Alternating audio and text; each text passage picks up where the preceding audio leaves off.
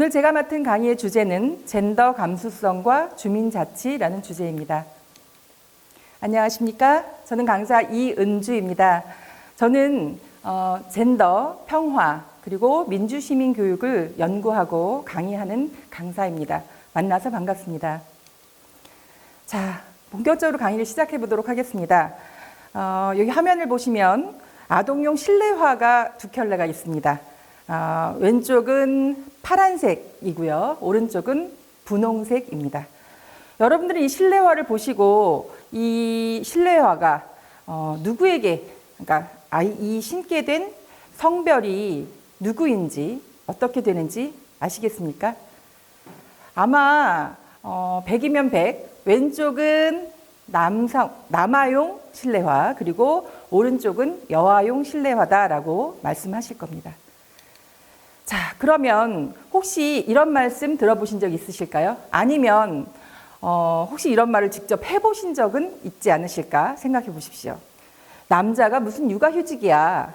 여자는 결혼하면 끝이야. 술은 여자가 따라야 제맛이지. 남자가 왜 이렇게 힘이 약해? 여자가 너무 설쳐대네. 자, 어떠세요?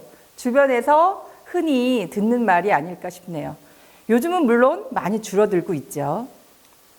자, 그렇다면 제가 오늘 여러분들께 강의 드릴 큰 주제는 바로 젠더 감수성이라는 주제인데요. 젠더, 영어입니다.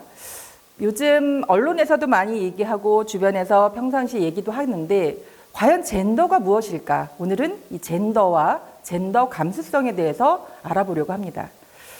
사전적 의미로 젠더란 무엇일까를 살펴보면 젠더라는 것은 우리가 생물학적 성, 즉 아이가 태어나면 사실은 태어나기 전부터 알죠. 태아일 때부터 아는데 이 아이가 성별이 무엇일까? 성기를 보고 판단하는 것이죠. 그래서 이 생물학적 성을 우리는 섹스라고 이야기합니다. 그에 반해서 이 젠더라는 것은 사회적인 성을 의미합니다. 그래서 시기적으로는 1995년 유엔에서 북경에서 열렸던 제4차 여성대회에서 젠더라는 말을 사용하기로 결정했습니다. 근데 이 젠더라는 것은 그럼 어떻게 만들어질까? 우리는 성별을 내가 남아로 태어나고 싶다, 여아로 태어나고 싶다라고 해서 선택할 수 있는 것이 아니죠. 그런데 흔히 말하는 여성성, 남성성, 즉 저 사람은 여자답다, 저 사람은 남자답다라는 그 모모다움, 그것을 말하는 것이 바로 젠더라고 얘기할 수 있겠는데 그것은 태어나면서부터 선천적으로 결정되는 것이 아니라 사회적으로, 즉 사회화되어진다는 것이죠. 그래서 우리가 가정에서 혹은 학교에서 그리고 사회에서 우리는 젠더를 배우게 되는 것입니다. 우리 사회에는 눈에 보이지 않는 두 개의 젠더 박스가 있다라고 미국의 법학자인 제니퍼 나이라는 사람이 이 유명한 말을 했습니다. 여기에서 이제 젠더 박스가 과연 무엇일까? 앞서서 여러분들에게 보여드렸던 두 켤레의 색깔이 다른 실내화를 한번 떠올려 보세요. 그래서 우리 세상에는 두 개의 젠더 박스가 늘 존재해 왔다는 것이죠. 그래도 좀 더 개념을 좀 살펴보면 젠더 박스라는 것은 뭐냐면 박스, 상자잖아요. 네모난 상자 안에 틀에 딱 갇혀져 있는 개념인 거죠. 그래서 성에 따른 고정관념을 이야기합니다. 즉 여자는 이러이러해야 한다, 남자는 이러이러해야 한다라는 것이죠. 그래서 성에 따라서 남성성, 여성성으로 구분을 하고 그에 따른 특성을 강요하는 것이 바로 젠더 박스입니다. 그래서 이것은 남녀의 이분법적인, 남자, 여자 이렇게 딱 나누어서 이분법적인 사고방식을 박스라는 것으로 비유해서 설명하는 개념입니다. 그래서 우리는 태어나면서부터 죽을 때까지 이 젠더 박스 안에서 갇혀서 생활한다라고 해도 큰 무리가 없을 것 같아요. 그래서 우리의 일상을 살펴보면 젠더 규범에 갇힌 일상이라고 이야기할 수 있겠습니다. 예를 들면 남자는 울면 안 된다든가, 남자는 여자를 보호해야 한다든가, 아니면 남자는 가장이라는 의미가 강해서 처자식을 먹여 살리는 생계 부양자라는 의미 있었고, 그래서 어떤 언어나 아니면 행동, 태도 이런 것을 가지고 남자애가 왜 이렇게 계집애처럼 구느냐, 왜 그러냐 이런 얘기를 하고, 또 외모를 좀 가꾸는 것은 아무래도 남자보다는 상대적으로 여자라는 생각이 강해서 남자애가 외모를 신경 쓰면 뭐 왜 이렇게 외모에 신경을 쓰냐, 여드름을 왜 짜냐, 그냥 내두면 되지, 뭐 이런 식으로 이야기하죠. 또 반면에 여자에게는 여자가 왜 이렇게 애교가 없냐, 너무 무뚝뚝하다, 그렇게 털털해서 되겠느냐, 혹은 여자에게는 밤늦게 다니면 안 된다, 얌전해야 한다, 조신해야 한다, 여자가 너무 할 말 다 하면 안 된다 등등의 이런 표현들을 우리는 늘 해왔습니다.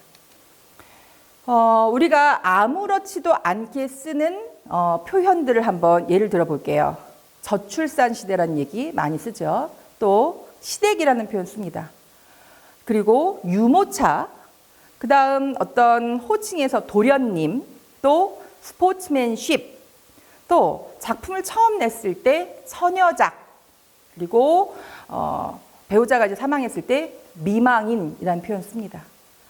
우리가 지금까지 이 표현 뭐가 잘못됐지? 그 뭐 그냥 쓰는 말이지라고 얘기하는데 이 표현을 한번 살펴보면, 자, 저출산은 이제 저출생이라는 용어로 변경해야 한다는 거죠. 마치 인구 구조가 바뀌어서 이렇게 출생률이 떨어지는 것을 여성에게 책임을 전가하는 그런 것이 되겠죠. 그래서 저출산이 아니라 저출생이라고 바꿔 표현해야 된다는 것입니다. 그리고 유모차, 육아의 책임이 전적으로 여성들에게 있다는 거죠. 아이들을 태운 그 차를 엄마만 끌어야 되는 것이 아니죠. 할머니가 끌을 수도 있고 할아버지가 끌을 수도 있고 뭐 형이나 오빠나 누나가 끌어줄 수도 있는 거고요. 그리고 아버지가 끌 수도 있겠죠. 근데 유부차라고 얘기 안 하죠. 유모차라고 표현을 합니다. 그래서 이것은 아이들이 타는 차다라고 해서 유아차라고 바꾸는 것이 적절하다는 것입니다. 그리고 자궁이라는 표현을 한문으로 쓰면 자자가 아들 자자입니다. 그래서 아들뿐만 아니라 그 자궁 안에는 딸도 있을 수 있잖아요. 그래서 이것은 포궁이라는 표현으로 바꾸는 게 좋겠고요. 그 다음 기혼자 남성분들이 배우자를 지칭할 때 안사람 혹은 집사람이라는 표현들을 많이 쓰시는데 그것이 아니라 그냥 배우자라고 하는 거죠. 여기서 말하는 집안이라는 표현은 집 안쪽에서 주로 생활한다라는 의미죠. 집 밖, 즉 공적 영역과 사적 영역을 구분하는 그런 이분법적인 사고에서 나오는 것입니다. 그래서 이렇게 우리가 아무렇지도 않게 일상적으로 썼던 이런 표현들도 사실은 이게 노력을 해서 이런 표현들을 바꿔야 하고 실제로 국어사전에서 이 용어들을 바꾸는 것으로 지금 협의가 다 끝난 상태입니다. 이제 정정해서 표현을 해야 되겠죠. 자, 그렇다면 선생님들께서 이 나의 젠더 감수성이 지금 어느 정도 수준인지, 뭐 내가 젠더 감수성이 굉장히 낮은 수준인지 아니면 나 정도면 괜찮아 라는 수준인지 한번 간단하게 10개의 문항을 가지고 체크리스트를 만들어 봤습니다. 한번 읽어보시고 요 해당되는 문구에 내가 해당된다 라고 하면 동그라미의 개수가 몇 개나 되는지 한번 체크를 해 보십시오. 첫 번째, 여자들은 예쁘다, 섹시하다 등 외모나 성적 매력을 칭찬받는 것을 좋아한다. 두 번째, 재밌는 농담에 성적인 내용이 일부 들어가는 것 정도는 괜찮다. 세 번째, 상대방의 싫어, 싫다, 싫어요 이런 싫다는 그 중에는 예의상의 거절, 좋으면서도 흔히 튕긴다고 하죠. 뭐 좋으면서 왜 저래, 튕기는 경우가 있다. 네 번째, 접대 업무나 회의, 준비 이런 업무들은 여성들이 맡는 것이 좀 더 보기 좋고 편하다. 다섯 번째, 우리나라의 성평등 의식 수준은 충분히 개선되어 있다. 여섯 번째입니다. 노출이 심한 옷과 같이 피해자에게 일정 정도 책임이 있는 사례도 있을 것이다. 뭐 가슴이 꼴이 다 보여, 치마가 너무 짧잖아, 뭐 이런 것. 그러니까 옷을 저렇게 입어서 그런 거 아니야? 라는 생각이죠. 그 다음 7번째입니다. 가벼운 스킨십은 친근함을 표현하기 위해 가끔 필요하다. 우리 사이는 괜찮지 않아? 우리 친하잖아. 라고 해서 툭툭 어깨를 친다든가 손을 잡는다든가 아니면은 심지어는 엉덩이를 툭툭 친다든가 이런 행동들이요. 8번째, 휴식 시간 중에 잠깐 야동이라고 하죠. 야한 동영상을 보는 것은 나의 자유이고 사생활이다. 쉬는 시간인데 내가 뭘 하든 무슨 상관이야. 내가 내 휴대폰으로 내가 야동 보는데 뭔 상관 있어? 이 얘기죠. 9번째, 피해자의 일방적인 느낌을 성희롱으로 인정하는 경우도 있을 것이다. 저걸 무슨 성희롱이라 그래? 그건 저 사람이 피해망상증 아니야? 저 사람이 너무 심한 거지 라는 거예요. 10번째입니다. 성적 불쾌감이 들어도 조직을 위해 어느 정도 넘어가는 것이 필요하다. 좋은 게 좋은 거지. 문제 크게 일으키지 마. 왜 이렇게 일을 크게 만들어? 그냥 덮어. 됐어. 그 정도면 됐어. 이렇게 하는 그런 조직 문화 얘기하는 것입니다. 자, 이상으로 10개의 체크리스트를 만들어 봤고요. 그렇다면 해당하는 게 저는 하나도 없어요 라고 하시는 분은 매우 훌륭합니다. 자, 하나에서 3개 정도 해당하시는 분들은 좀 더 노력이 필요할 것 같고요. 그리고 4개에서 6개는 이 젠더 감수성에 대해서 좀 더 사고를 전환하실 필요가 있겠습니다. 7개에서 혹시 10개가 다 해당된다라고 이렇게 체크하신 분, 그런 분이 계시다면 매우 위험한 상황입니다. 그래서 오늘 이 교육을 포함하여 앞으로도 좀 더 이 젠더 감수성이라는 것에 관심을 갖고 또 교육도 좀 적극적으로 들으시고 의식의 전환도 좀 하시고 할 필요가 있겠습니다. 이것만으로 젠더 감수성을 체크하기는 좀 무리가 있지만 간단하게 우리 일상에서 내가 어떻게 행동했는지 나의 사고방식은 어떠한지를 간단하게 한번 체크해 보았습니다. 자, 그러면 이제 젠더 감수성. 이 젠더 감수성, 조금은 젠더라는 이 영어와 감수성이라는 한문이 결합되어져 있는 용어다 보니까 좀 어렵고 어색하고 뭔지 잘 모르겠고 그렇다라는 말씀을 많이 하세요. 그래서 이제 젠더 감수성을 그래서 이제 우리들은 성인지 감수성이라고 이렇게 표현도 합니다. 같은 맥락에서 이해하시면 되겠고요. 젠더가 무엇인지는 아까 말씀드렸어요. 사회적인 성을 이야기한다. 단순하게 성기만으로 생물학적으로 구분하는 성이 아니라 우리 사회에서 사회화되어진 성이다라는 말씀을 드렸어요. 그렇다면 젠더 감수성은 무엇일까? 이 젠더 감수성은 아까 젠더 박스라는 개념도 말씀드렸지만 일상에서 성에 대해서 내가 편견을 갖고 있지는 않은지, 선입견이 있지는 않은지, 또 주변에서 이루어지는 성차별이나 성희롱 이런 것들을 없애고 성에 대해서 좀 올바른 생각을 갖고 내가 만약에 여성이라면 상대인 남성, 내가 남성이라면 상대인 여성, 이 서로 다른 성을 가진 상대를 존중하는 것, 그것을 젠더 감수성이라고 이야기합니다. 그래서 젠더 감수성이 그렇다면 그전까지 계속 우리가 남녀가 존재했던 것은 역사상 계속 있었던 일인데 왜 이렇게 최근에 와서 전 세계가, 이 한국 사회가 젠더 감수성이라는 이야기를 자꾸만 꺼내는 것일까? 이것은 당연시되었던 것에 대해서 문제 제기를 하는 것이죠. 그래서 미투라는 것 들어보셨을 거예요. 미투는 2017년 10월에 미국에서 시작이 되었고 전 세계에 퍼졌죠. 우리 대한민국에서는 2018년 1월 서지현 검사의 폭로로 본격적으로 이 영어가 시작이 되었고 특히 2018년 같은 해죠. 같은 해의 그 4월 달에 대법원의 판결에서 성인지 감수성이라는 용어가 판례에 등장을 하게 됩니다.